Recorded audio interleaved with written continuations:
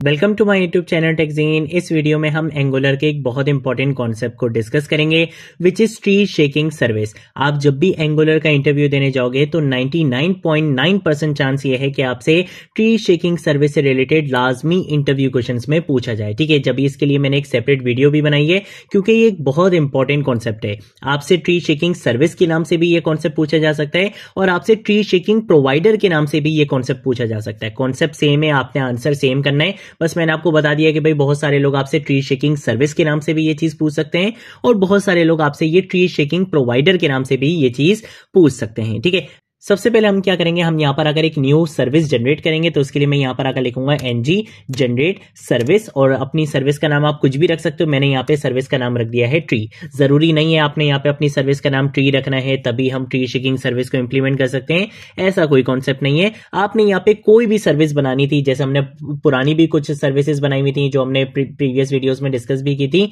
आप उनको भी लेके इस कॉन्सेप्ट को समझ सकते हो। और अभी हमने यहाँ पे क्या कर लिया, एक न्यू सर्विस क्रिएट कर लिए विच इज ट्री। ठीक है, हमने यहाँ पे क्या कर लिया, एक नई सर्विस क्रिएट कर ली। आप समझ लो कि भाई इस सर्विस के अंदर हमने यहाँ पे बहुत सारा काम कर लिया। ठीक है, मैंने यहाँ पर आगे लिख दिया बहुत सारा काम कि हमने यहाँ पे जो भी फंक्शनलिटी इंप्लीमेंट करनी थी, कुछ फंक्शंस बनाने थे, जो भी काम हमने यहाँ पे करना था, जो भी फंक्शनलिटी इंप्लीमेंट करनी थी वो फंक्शनलिटी हमने इंप्लीमेंट कर ली। अब बात क्या है, हमने समझना है ट्री शेकिंग सर्विस। आप कह सकते हो ट्री शेकिंग सर्विस या ट्री शेकिंग प्रोवाइडर।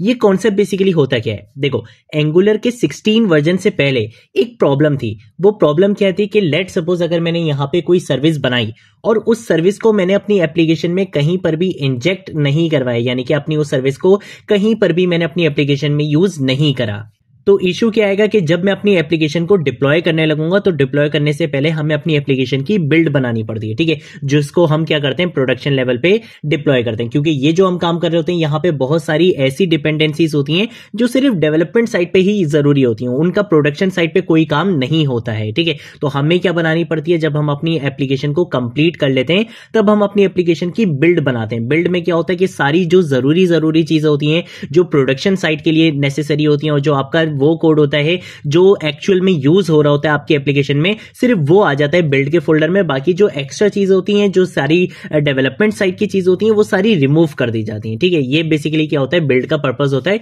ताकि आप उस बिल्ड को बेसिकली क्या कर सको, डिप्लॉय कर सको अपने प्रोडक्शन लेवल पे।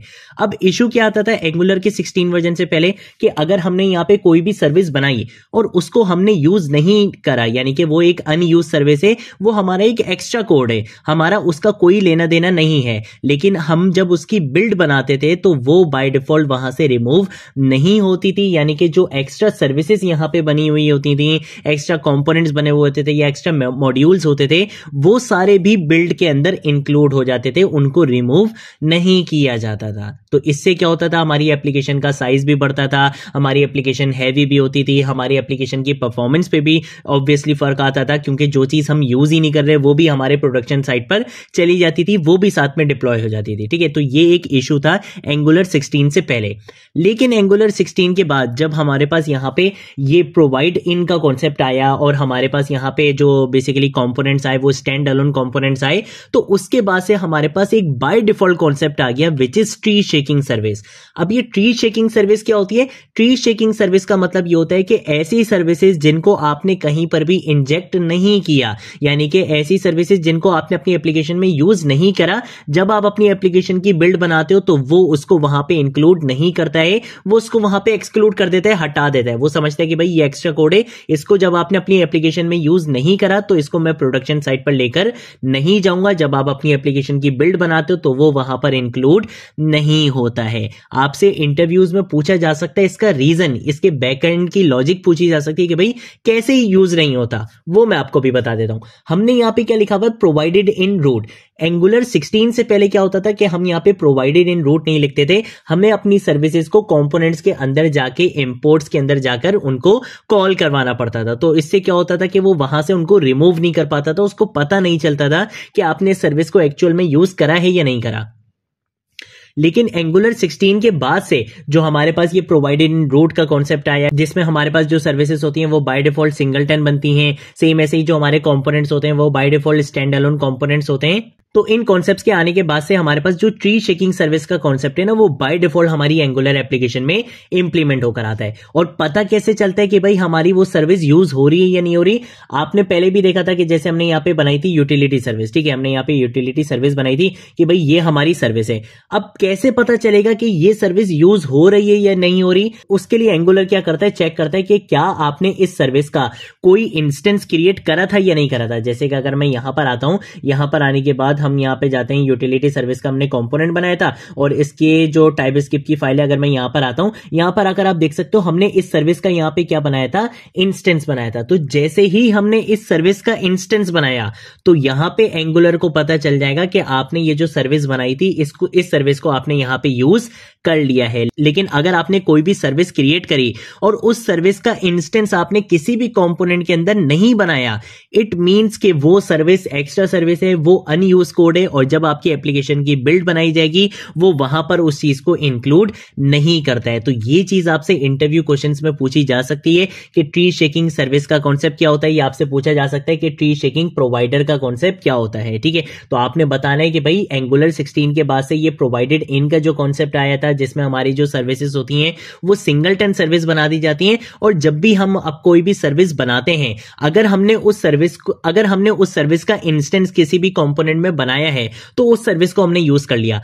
लेकिन अगर उस सर्विस का इंस्टेंस हमने किसी भी कंपोनेंट के अंदर, मॉड्यूल के अंदर नहीं क्रिएट कराए, इट मींस वो सर्विस एक एक्स्ट्रा सर्विस है, वो अनयूज कोड है, वो एक्स्ट्रा कोड है और जब हमारी एप्लीकेशन की बिल्ड बनाई जाती है तब वो उस कोड को रिमूव कर दिया जाता है, ठीक है। तो ये चीज बस आपको पता होनी चाहिए कि ट्री शेकिंग सर्विस का कॉन्सेप्ट सिर्फ यही होता है कि जो आपकी अनयूज कोड के जो आपका अनयूज कोड होता है, जो आपका एक्स्ट्रा कोड होता है, उन सारी चीजों को बिल्ड बनाते टाइम रिमूव कर दिया जाता है। और आप अपनी एप्लीकेशन की बिल्ड कैसे बना सकते हो ये भी हम देख लेते हैं। मैं आपको सिंपल यहां पे दिखाता हूं। अभी आप यहां पे डायरेक्टरीज देख सकते हो कौन कौन सी आ रही है। एंगुलर की डायरेक्टरी है, नोड मॉड्यूल्स है, पब्लिक है, एसआरसी, ये सारी डायरेक्टरीज हैं। अगर आपने अपनी एप्लीकेशन की बिल्ड बनानी है, यानी कि आप एक प्रोजेक्ट पे काम कर रहे थे, आपने अपना प्रोजेक्ट बिल्कुल कंप्लीट कर लिया है, अब आपने अपने प्रोजेक्ट को डिप्लॉय करना है, तो आप इस फाइल को डिप्लॉय नहीं करते हो, बल्कि आप यहां पर आकर एक कमांड लिखते हो ng और सिंपल यहां पे आके लिख दोगे बिल्ड। ये क्या करता है, थोड़ा सा आपसे टाइम लेगा, ठीक है, ये थोड़ा सा टाइम लेगा इसको प्रोसेस होने में। और फिर ये क्या करता है, आपकी एप्लीकेशन की यहां पर बिल्ड बना देता है। यहां पे ये आपको एक फोल्डर बना के दे देता है, बेसिकली एक डायरेक्टरी बना के दे देता है। उस डायरेक्टरी को आप क्या करते हो, डिप्लॉय करते हो, ठीक है। उसके अंदर सारी वही चीजें होती हैं जो यूज की हुई होती हैं, जितनी भी अनयूज सर्विसेज होती हैं उन सारी चीजों को ट्री शेकिंग सर्विस का यूज करते हुए रिमूव कर दिया जाता है। जितनी चीजें रिक्वायर्ड होती हैं प्रोडक्शन साइट पे डिप्लॉयमेंट के लिए, सिर्फ वही इंक्लूड होती हैं। जो डेवलपमेंट साइट की चीज होती है उन सारी चीजों को वहां से रिमूव कर दिया जाता है। ये बेसिकली हमारे पास कॉन्सेप्ट होता है बिल्ड का। आप यहां पे देख सकते हो एक डिस्ट की डायरेक्टरी मेरे पास आ चुकी है। इसके अंदर आप देख सकते हो माय एंगुलर ऐप के नाम से मेरी एप्लीकेशन बनके आ चुकी है और यहां पर ये सारी चीजें। अब आपको देखो यहां पे नोड मॉड्यूल्स कहीं पे भी नहीं दिखेगा, ठीक है। आप यहां पे देखोगे ब्राउजर के अंदर भी नोड मॉड्यूल्स नहीं दिखेगा, सर्वर के अंदर भी आपको यहां पे कहीं पर भी नोड मॉड्यूल्स नहीं दिख रहा है, क्योंकि जो नोड मॉड्यूल्स होते हैं वो डेवलपमेंट साइट पे रिक्वायर्ड होते हैं, प्रोडक्शन साइट पे उनकी नीड नहीं होती है, ठीक है। तो ये बेसिकली आपकी क्या बनकर आ चुकी है, बिल्ड बन के आ चुकी है, ठीक है। तो ये बेसिकली हमारे पास कॉन्सेप्ट होता है ट्री शेकिंग सर्विस का। अगर कोई चीज नहीं समझ आए नीचे कमेंट सेक्शन में पूछ लेना, सोशल मीडिया अकाउंट्स पे पूछ लेना, मैं जरूर आप लोगों को रिस्पॉन्ड करूंगा। अगर आप लोगों ने अभी तक इस एंगुलर 19 की प्लेलिस्ट को एक्सेस नहीं कराए तो भाई जल्दी से इस प्लेलिस्ट को एक्सेस कर लो, ज्यादा से ज्यादा शेयर करो, क्योंकि यहां पर आपको एंगुलर 19 बिल्कुल स्टार्टिंग से लेकर एंड तक सिखाई जाएगी। आज की वीडियो के लिए इतना ही, अब हम मिलेंगे नेक्स्ट वीडियो में नेक्स्ट टॉपिक के साथ। तब तक के लिए बाय बाय।